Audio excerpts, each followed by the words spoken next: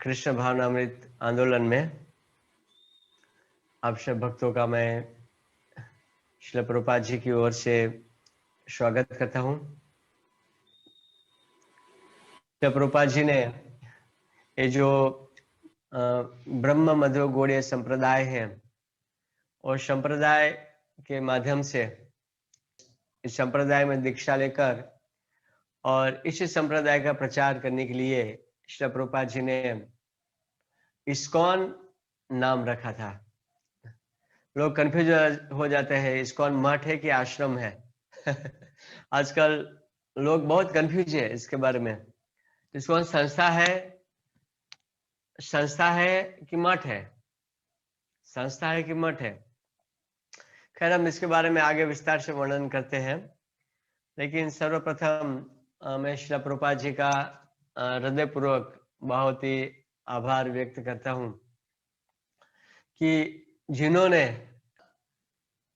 बहुत ही प्रयास करके इस्कॉन संस्था को खड़ा करने के लिए उनकी जो समर्पण, उनका जो श्रद्धा और उनका जो वैराग्य जो था, उनका भविष्य में भी, है ना, भविष्य में भी वैसे संत मिलना बहुत ही मुश्किल है ना, आगे, क्योंकि कलयुग इतना बढ़ता जा रहा है और समय इतना खराब होता जा रहा है। प्रभुपाद जैसे संत को प्राप्त करना और वैसे संत मिलना बहुत ही मुश्किल है। प्रभुपाद जी जो थे वो कोई सामान्य व्यक्ति नहीं थे। श्री प्रभुपाद जी जैसे भक्तिविनोद ठाकुर ने भविष्यवाणी की थी, कोई ऐसा भक्त प्रकट होगा जो पूरा विश्व भर में इस चैतन्य महाप्रभु के संदेश को ले जाके प्रचार करेगा। मतलब कोई ऐसा संत होगा, कोई ऐसा भक्त आएगा, ऐसा कोई राजदूत आएगा जो कृष्ण भावनामृत के जो आंदोलन है, जिनका प्रचार पूरे विश्व भर में करेगा। क्योंकि भक्तिविनोद ठाकुर जो थे हमारे महान आचार्य, जो सप्त गोस्वामी, जिनको सप्त गोस्वामी कहा जाता है, और गृहस्थ आश्रम में थे। और गृहस्थ आश्रम में रहते हुए भी उन्होंने किस प्रकार से ये जो कृष्ण भावनामृत आंदोलन है उनका प्रचार के लिए, गौड़ी ब्रह्म मध्व गौड़ीय संप्रदाय का प्रचार के लिए शास्त्रों को लिखना, उन्हें लिखा हुआ बहुत सारे ग्रंथ है।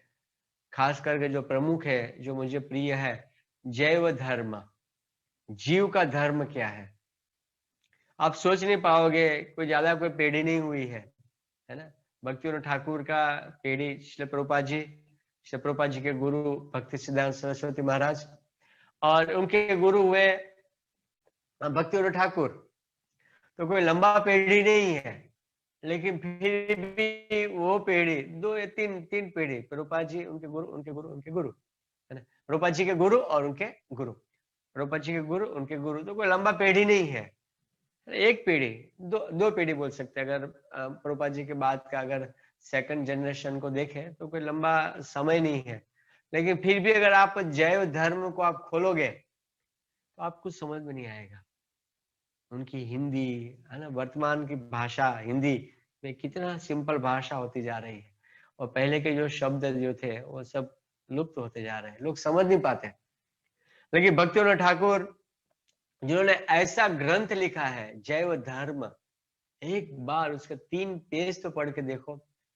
जीव का धर्म क्या है? जैव धर्म, जीवात्मा, हम जीव आत्मा है और हमारा धर्म क्या है, वो भक्तिविनोद ठाकुर ने लिखा। और इसी भक्तिविनोद ठाकुर की भविष्यवाणी और उनकी इच्छा थी कि जब वो मायापुर में, जब अपने आश्रम में जब वो रहते थे, तो गंगा को देखते हुए, है ना, उन्होंने बहुत सुंदर ये संध्या आरती जो हम गाते हैं, गौर आरती जिसको कहते हैं, भक्तिविनोद ठाकुर ने गौर आरती चैतन्य महाप्रभु को देखते हुए लिखी है। वो गंगा का दर्शन करते हुए, है ना, चैतन्य महाप्रभु को प्रत्यक्ष रूप में देख रहे हो कि महाप्रभु किस प्रकार से आरती हो रही है ना। और वैसे ही जैसे महाप्रभु को देख रहे हैं संध्या के समय पर, वैसे ही वो आरती लिख रहे हैं। उसका लिखित रूप में जो उन्होंने जो वर्णन किया है वो है गौर आरती। तो भक्तिविनोद ठाकुर ने पहले से भविष्यवाणी कर दी थी श्रील प्रभुपाद जी के बारे में। और क्योंकि भगवान को जब धर्म का प्रचार करना होता है तो भगवान की योजना होती है है ना, कुछ धर्म का कार्य करना होता है, तो भगवान की नाना प्रकार की योजना होती है और भगवान के हाथ में है। कभी कभी हम देखते हैं कि मैंने देखा कि सवाई माधोपुर राजस्थान में मैंने 3 साल तक संघर्ष किया, प्रचार करने के लिए बहुत प्रयास किया सवाई माधोपुर में। और इस समय पे लोग समझ नहीं पा रहे थे, गांव के लोग।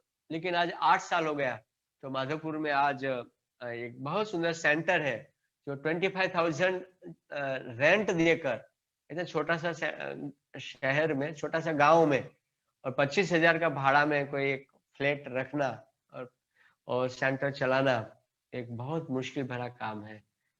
और उस समय, आज से 2013-14 में जब मैं स्ट्रगल कर रहा था, तो वहां कुछ भी नहीं था, लेकिन आज इतना स्ट्रगल नहीं। तो प्रचार कौन करता है ना? कभी कभी हम जब प्रचार करते हैं तो हमें लगता है कि हम प्रचार करते हैं, मेरे कारण हो रहा है, मैं साधन अच्छा कर रहा हूँ, मैं लेकिन प्रचार करना जो प्रमुख कार्य है भगवान का, ये जो प्रचार करना जो है वो भगवान के हाथ में है। क्योंकि भगवान भगवत गीता में कहते हैं, यदा यदा ही धर्मस्य ग्लानिर्भवति भारत, जहां कहीं पर भी धर्म की हानि होती है और अधर्म की प्रधानता बढ़ती है, तो भगवान कहते हैं कि मैं प्रकट होता हूं और धर्म की मैं रक्षा करता हूं। तो धर्म का प्रचार करना वो भगवान का जिम्मेदारी है, भगवान का डिपार्टमेंट है, ये भगवान के हाथ में ही है। लेकिन इस धर्म को प्रचार करने के लिए, इसी धर्म को प्रचार करने के लिए किस प्रकार से प्रचार किया जाए, किनको माध्यम बनाया जाए और कब किया जाए, वो भगवान के हाथ में है।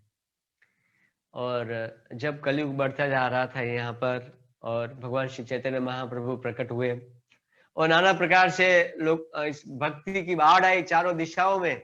आज से 520-30 साल पहले जब चैतन्य महाप्रभु इस भूमंडल पर थे, तो जिस प्रकार हम गंगा यमुना की नदियों में पानी की बाढ़ देखते हैं, अभी बारिश के मौसम में सब लोग ने देखा पानी कैसा आता है, बाढ़ जैसा, खास करके बॉम्बे में बारिश बहुत होती है ना। तो पानी इसी प्रकार से एक कृष्ण प्रेम की बाढ़ आई थी भगवान श्री चैतन्य महाप्रभु के समय पर। लेकिन 500 साल में वो जो बाढ़ जो था वो धीरे धीरे धीरे कम हो गया और अधर्म की प्रधानता बढ़ते गई। तो भगवान ने अपने भक्तों की इच्छा पूरी करने के लिए जो एक राजदूत को भेजा, एक राजदूत को भेजा, वो है श्रील प्रभुपाद। श्रील प्रभुपाद के जय। वो जो राजदूत है, जो भगवान के धाम से आए हुए हैं, जैसे मैं हूं, आप है ना, और भी संसार में बहुत सारे भक्त है। हम कैसे भक्त बने? अपने प्रयास से, साधन से, या किसी भक्त ने हमारे पर कृपा की, है ना, मतलब प्रयास से। मतलब 3 प्रकार के जीव होता है, बद्ध जीव होता है, मुक्त जीव होता है। बद्ध जीव और मुक्त जीव और नित्य मुक्त, है ना। पहला जो हम जो है वर्तमान में जो हमारी स्थिति है, वो हम बद्ध जीव है। लेकिन जैसे ही हम लोग मुक्त हो जाते हैं यहाँ से, बद्ध जीव फिर मुक्त हो जाते हैं, तो भगवान के धाम में जाते हैं, मुक्त रहते हैं। लेकिन भगवान के धाम में और एक जीव है, और एक और भी बहुत सारे जीव है जो नित्य मुक्त है। नित्य मुक्त मतलब जैसे हम बद्ध थे और भजन साधन या भक्तों की कृपा से मुक्त हुए और भगवान के धाम की प्राप्ति की। लेकिन बहुत सारे जीव ऐसे हैं जो भगवान के धाम में नित्य मुक्त है, और वो नित्य मुक्त की श्रृंखलाओं में श्री प्रभुपाद जी आते हैं। भगवान ने ऐसे भूमंडल पर धर्म का प्रचार करने के लिए श्री प्रभुपाद जी को यहाँ पर भेजा, है ना। अपनी योजना से प्रभुपाद जी को यहाँ पर भेजा, और श्रील प्रभुपाद जी को, प्रभुपाद जी ने अपने आचरण से हर चीज सिखाया। आप देखिए प्रभुपाद जी ने हमें क्या नहीं सिखाया।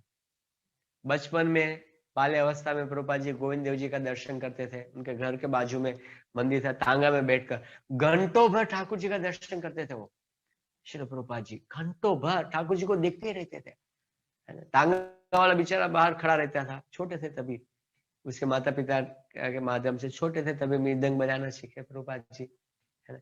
कॉलेज में थे, गुरु मिले, गुरु के प्रति कैसे समर्पित होना चाहिए। गृहस्थ आश्रम में प्रभुपाद जी जो थे वो बिजनेस में फेल हुए थे बिजनेस में उनको घाटा हुआ था।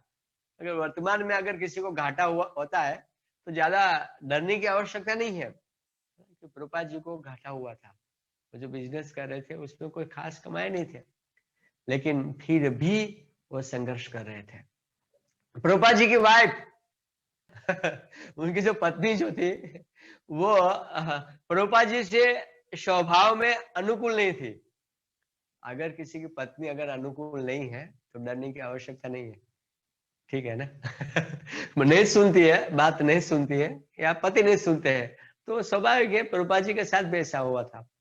प्रभुपाद जी हमेशा कहते थे, अगर आपकी पत्नी अगर आपकी बात सुनती है, बहुत अच्छा बात है, हाँ बहुत अच्छी बात है। अगर वो आपकी बात सुनती है तो बहुत अच्छा बात है। क्यों? कि अगर वो आपकी बात सुनती है तो आप भगवान की सेवा में दोनों मिलकर भगवान की सेवा अच्छे से कर सकते हो। लेकिन अगर आपकी बात नहीं सुनती है तो हाँ वो भी बहुत अच्छी बात है। कृष्ण दोनों तरफ से कृपा करते हैं, है ना तीनों तरफ से, दोनों तरफ से नहीं। अगर पत्नी नहीं है वो भी कृपा है अगर किसी के पास नहीं है वो भी कृपा है, अगर सुनती है वो भी कृपा है, अगर नहीं भी सुनती है वो भी कृपा है। तीनों तरफ से भगवान की कृपा है। तो सुनती है तो कृपा है, जैसे कि साथ में मिलकर भगवान की भक्ति कर सकते हैं। अगर सुनती नहीं है तो क्या होगा? प्रभुपाद जी कहते थे कि अगर वो बात नहीं सुनती है तो मृत्यु के समय पर, जब मृत्यु का समय आएगा तो हमारा जो मन जो है उनके प्रति आसक्त नहीं होगा। पत्नी या बच्चों पे हमारा मन नहीं लगेगा, क्योंकि पत्नी हमें बात ही नहीं सुनती थी। तो अंतिम समय पर ये भगवान की कृपा है। प्रभुपाद जी भगवत गीता लिखते थे, उसकी पत्नी जो थी उसको रद्दी में बेचती थी। प्रभुपाद जी सत्संग करते थे, वो ऊपर बैठ के चाय पीती थी। इसका मतलब ये हुआ कि वो प्रभुपाद जी से अनुकूल नहीं थी, और भगवान ने ऐसी योजना बनाई कि वो प्रभुपाद से अनुकूल नहीं थी, और प्रभुपाद जी को ऐसा वैराग्य हुआ घर से कि मुड़ के नहीं देखा। तो ये जो है भगवान की कृपा होती है। प्रभुपाद जी ने हर चीज सिखाया। संसार में, जगत के अंदर हर चीज गुरु के प्रति कैसे समर्पण होना चाहिए। अगर कोई हमारा गुरु है, गुरु के प्रति हमारा समर्पण कैसा होना चाहिए। भक्तों, ये जो भजन है ना, गुरु के प्रति समर्पण से उन्होंने जो कहा है ना, उसको स्मरण करते हुए भजन होता है। हाँ, आपकी माला, आप रात को सोओगे 24 घंटा हरे कृष्ण कृष्ण कृष्ण हरे हरे हरे राम, चाहे गुरु हो वैष्णव हो, अगर आपकी उनके प्रति श्रद्धा है तो आप 24 घंटा भगवान का नाम जपते हो। तुरंत उन्होंने जो कहा है वो नित्यानंद है, भगवान का आदेश है। अगर आप वो मानते हो, तुरंत हृदय से कैसेट चालू हो जाएगा, हरे कृष्ण कृष्ण कृष्ण हरे हरे हरे राम राम राम हरे हरे। तुरंत ही कैसेट शुरू हो जाएगा मन में, तुरंत ही ये मंत्र तुरंत चालू। गुरु मुख पद्म वाक्य चित्ते ते करिय ये क्या। गुरु की जो वाणी है, वैष्णव गुरु की वाणी अगर हृदय में प्रवेश करती है, हृदय में प्रवेश करती है, चित्ते ते करिय ये क्या, तुरंत ही हमारा जो चित्त है वो बहुत नॉर्मल हो जाता है और भगवान से हमारा एकाकार होता है, और 24 घंटे भगवान का स्मरण जपा हरे कृष्ण कृष्ण कृष्ण मन में चलता ही रहता है। आप चलते हो, आप बैठते हो, आप खाते हो, आप कुकिंग करते हो, कुछ भी करते हो, ड्राइविंग करते हो, आपके मन में सततम कीर्तन यंतो माम ये जना परिपासते, सतत आप भगवान के नाम का जप कर सकते हो।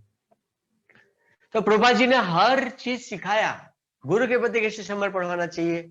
और प्रचार में प्रभुपाद जी इंडिया में फेल हुए, झांसी में।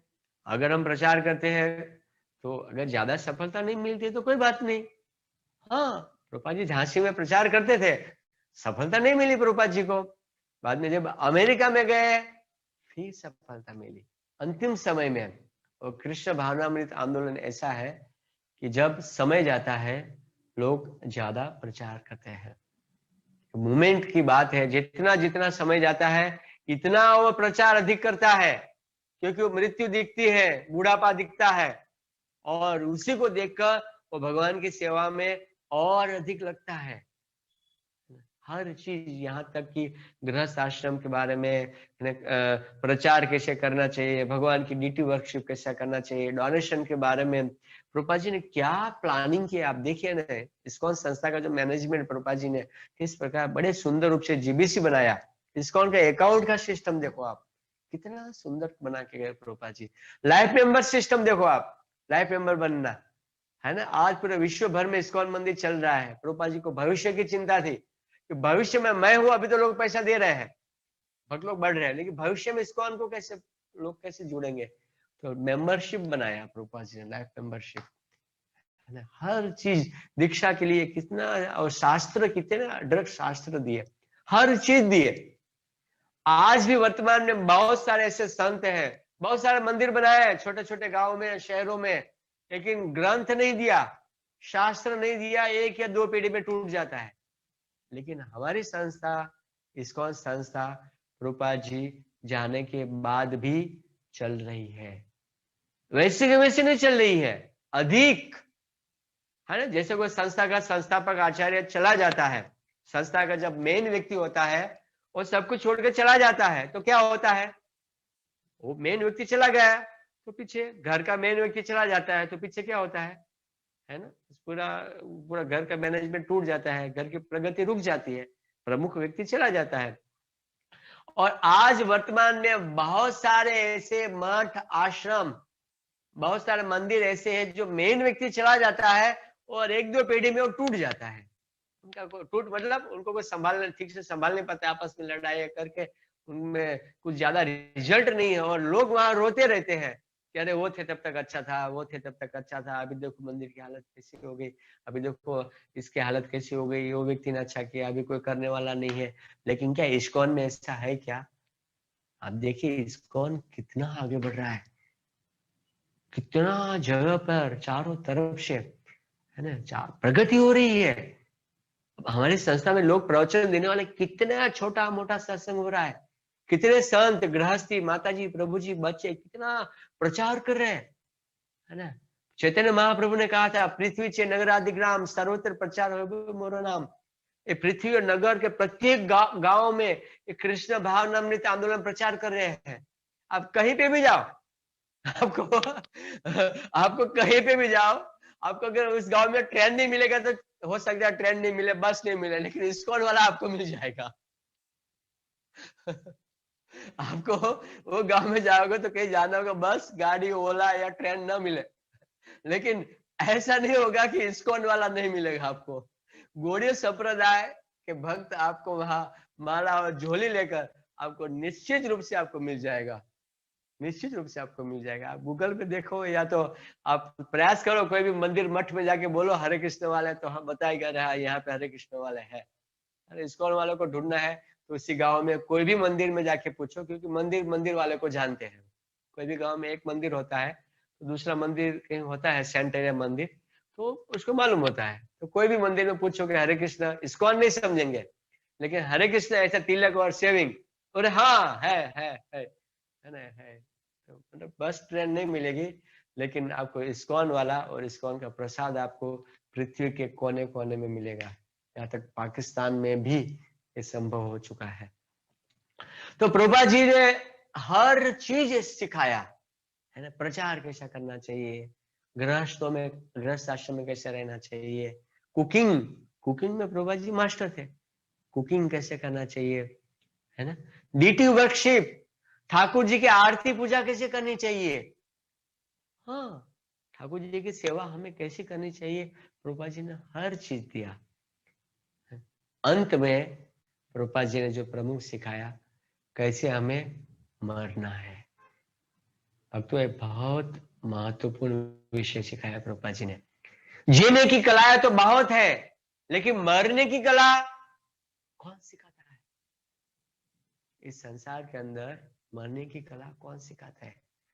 श्री प्रभुपाद जी ने सिखाया। ना, कैसे मरना है ना, क्योंकि मृत्यु जो है और दिन प्रतिदिन नजदीक आता जा रहा है। मृत्यु को कोई टाल नहीं सकता। भक्तों, ये हमारी मृत्यु है। प्रत्येक क्षण, प्रत्येक दिन हम मर रहे हैं और हमारे नजदीक आते जा रहा है। कपाल पे बैठी है, अचानक मर जाएंगे। लेकिन कैसे मरना है वो श्री प्रभुपाद जी ने सिखाया, हमें कैसे मरना है। अंतिम समय तक श्री प्रभुपाद जी श्रीमद् भागवतम का तात्पर्य करते रहे, भगवान की सेवा अंतिम समय तक प्रभुपाद जी ने नहीं छोड़ी। ये श्री प्रभुपाद जी ने हमें दिया है। और ये जो श्रील प्रभुपाद जी है वो कोई सामान्य गुरु के साथ श्रील प्रभुपाद जी की तुलना नहीं कर सकते। श्रील प्रभुपाद जी को भगवान ने धर्म का प्रचार करने के लिए आध्यात्मिक जगत से मुक्त जीव को यहाँ पर भेजा हुआ है कि जाओ, ये जो ब्रह्म मध्य गौड़ीय संप्रदाय है उनको रिफ्रेश करो। चैतन्य महाप्रभु आए, प्रचार किया, लेकिन लुप्त होता जा रहा है। उसको वापिस उसको रिफ्रेश करो और वापिस धर्म का प्रचार को आगे बढ़ाओ, क्योंकि कलयुग बहुत बढ़ता जा रहा है। और श्री प्रभुपाद जी आए, भगवान ने भेजा हुआ राजदूत है। ऐसे प्रभुपाद जी की तुलना कभी भी हमें किसी सामान्य गुरु के साथ, है ना, हमें नहीं करना चाहिए। क्योंकि प्रभुपाद जी कोई भौतिक जगत में बद्ध जीव से मुक्त जीव नहीं बने हैं। प्रभुपाद जी ऑलरेडी मुक्त जीव है। और ये जो कंक्लूजन है, ये जो निष्कर्ष है, वो प्रभुपाद जी के जो गुरु भाई है, वरिष्ठ गुरु भाई जो गौड़ीय संप्रदाय से हैं, उन्होंने निष्कर्ष दिया है कि प्रभुपाद जी एक आचार्य है और भगवान के धाम से आए हुए हैं, और कोई सामान्य व्यक्ति नहीं है। तो श्री प्रभुपाद जी की बड़ी हमारे ऊपर कृपा है कि हम इस कृष्ण भावनामृत आंदोलन में हैं। और प्रभुपाद जी इस संस्था के संस्थापक आचार्य है, इस्कॉन संस्था के संस्थापक आचार्य हैं। और हमेशा आगामी 10,000 वर्षों तक, जब तक धर्म रहेगा तब तक वो संस्थापक बने रहेंगे। इस्कॉन से उनके पद को और कोई संस्थापक नहीं होगा, है ना। उनके बाद इस प्रकार से करने वाले और कोई संस्थापक आचार्य नहीं होगा। इसलिए भक्तों, हम जब भी इस्कॉन में जाते हैं या हम घरों में रहते हैं तो हमें नित्य नियम से प्रभुपाद जी की आरती पूजा करनी है। हमारे गुरु की तो करनी है, लेकिन गुरु हमें किसके पास भेजते हैं? प्रभुपाद जी के पास। प्रभुपाद जी को भी हमें केंद्र बिंदु रखना है और हमारे गुरु की आज्ञाओं को भी हमें केंद्र बिंदु रखना है। लेकिन जब हम अपने गुरु की आज्ञा का पालन करेंगे तभी हम श्री प्रभुपाद जी को समझ सकते हैं, तभी। और प्रभुपाद जी ने एक संस्था बनाया, संस्था और मठ। इस्कॉन जो है संस्था भी है और मठ भी है। मेरा आप लोग को एक प्रश्न है, नहीं इस्कॉन संस्था नहीं है, इस्कॉन तो मठ है ना, मठ है, ये साधु संत रहते हैं, संस्था कैसे हो गई? अरे नहीं नहीं नहीं नहीं, इस्कॉन एक संस्था है। क्योंकि संस्थापक आचार्य अभय चरणारविंद भक्तिवेदांत स्वामी श्रील प्रभुपाद, लेटर पैड में तो देखते हैं हम संस्थापक आचार्य, इस्कॉन संस्था है। अरे संस्था नहीं है, तो मठ है। अभी मैं आपसे जानना चाहता हूं कि आप लोग बताइए कि इस्कॉन संस्था है कि मठ है? जो मठ किसे कहते हैं? प्राय आपने देखा होगा गांव में, है ना, मठ है। कोई मठ में जाते हैं तो केवल साधु होते हैं, त्रिशूल लगा दिया कोई साधु संत वहां पे रहते हैं, है ना, मठ होता है। तो शिव जी की पूजा करते हैं, राम की करते हैं, कृष्ण की पूजा करते हैं, बोले वो मठ में, है ना। तो इस्कॉन जो है वो मठ भी है और संस्था भी है। तो हम देखेंगे मठ की एक्टिविटीज इस्कॉन में कहां पर है और संस्था की एक्टिविटीज कहां कहां पर है। जैसे ठाकुर जी का जो टेम्पल हॉल है ना, टेम्पल हॉल में जब प्रवेश करते हैं तो मठ की एक्टिविटीज है, मठ है इस्कॉन। लेकिन लाइफ मेंबरशिप करना, है ना, डोनर्स से मिलना और डोनेशन मांगने के लिए जाना ऑफिस में, फिर temple commander, temple president, congregation director, है ना। हम तो साधु है, क्या कांग्रेगेशन डायरेक्टर? वाह, साधु को कांग्रेगेशन डायरेक्टर? ऐसा साधु डायरेक्टर है, ब्रह्मचारी डायरेक्टर? अरे वो प्रेसिडेंट। तो वो जो एक्टिविटीज है वो संस्था की है। मठ को चलाने के लिए हमारी जो परंपरा में पहले जीव गोस्वामी पाद के पहले मठ था, केवल मठ हुआ करता था। लेकिन श्रील जीव गोस्वामी पाद में विश्व में गौड़ीय संप्रदाय का एक एसोसिएशन किया, वो मेन पद पर थे। जीव गोस्वामी पाद की अध्यक्षता में एक कृष्ण भावनामृत आंदोलन है ना, जीव गोस्वामी पाद के मार्गदर्शन में कृष्ण भावनामृत आंदोलन का प्रचार हुआ और उन्होंने इस मठ को संस्था के रूप में प्रचार करने के लिए संस्था के साथ संस्था की एक्टिविटीज को भी मठ के साथ उन्होंने जोड़ी। जीव गोस्वामी पाद से शुरू हुआ।